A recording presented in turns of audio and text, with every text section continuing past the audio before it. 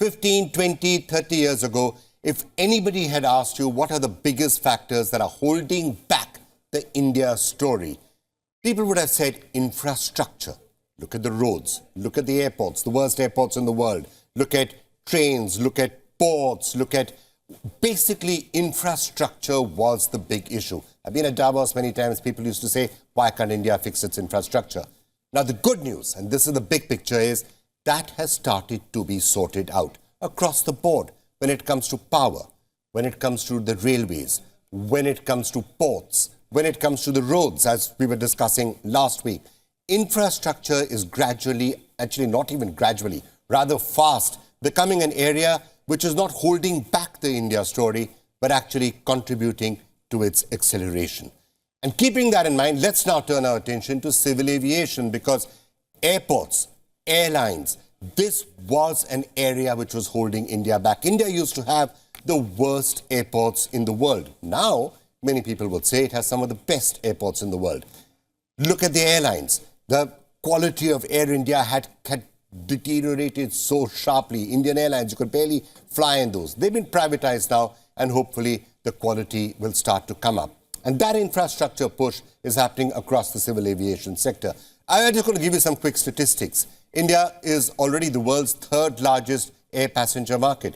We provide direct connectivity to more than 40 nations, indirect connectivity to more than 100 countries.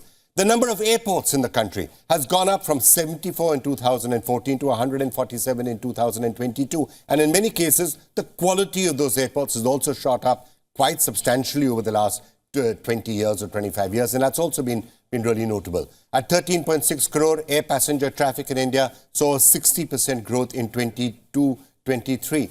15 airlines operated nearly 10 lakh flights in 2022, marking a 21% increase compared to 2021. However, domestic air passenger traffic is still 4% below pre-COVID levels, and that is something that has to be looked at.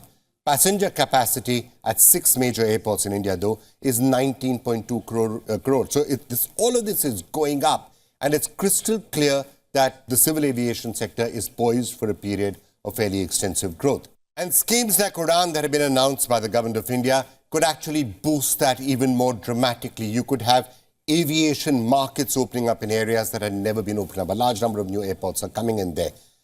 But why should you be interested in this wherever in the world you are? Because it's not just within India that the Indian civil aviation industry is making waves. India's growth story in air travel is providing a fillip to the global industry as well, specifically to aircraft manufacturers. In February this year, Air India announced the largest commercial aviation deal, not just in India, but in the world.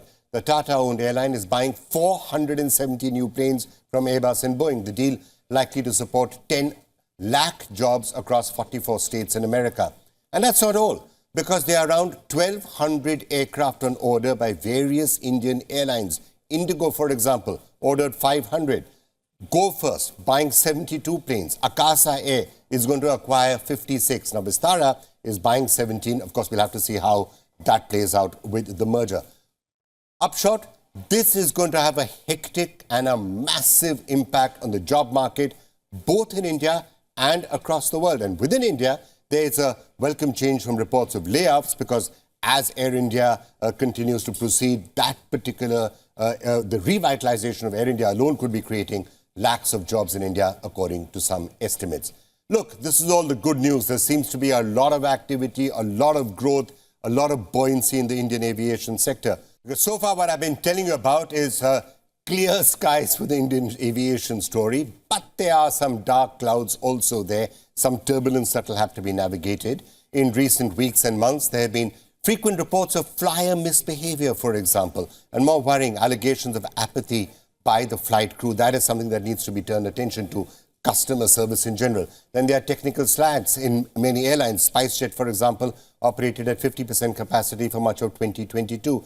There have also been safety concerns expressed in some areas. In 2021, near 40 near-collision incidents were reportedly investigated by the authorities. And on the economic front, the finances of airlines have been under stress for a while, and they could be affected by higher ATF prices and also by the depreciation of the rupee.